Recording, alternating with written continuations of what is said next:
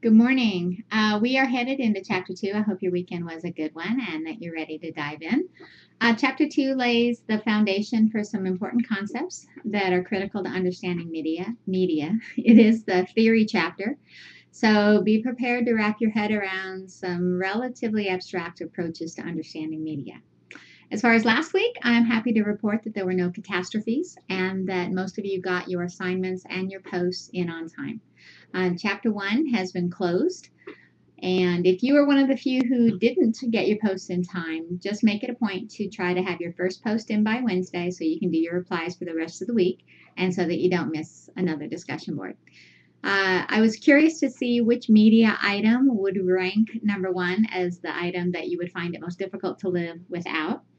And let's see, Jessica likes her TV. Victoria loves her iPod. Jacqueline, Nicole, Chris, and Zach couldn't live without their phone. But the overwhelming majority spoke up for the internet, the computer being the number one item that would be hard to live without, and I'd probably personally have to agree. Anyways, it was a great first week, so now let's dive into Chapter 2. Have a great one. See you online.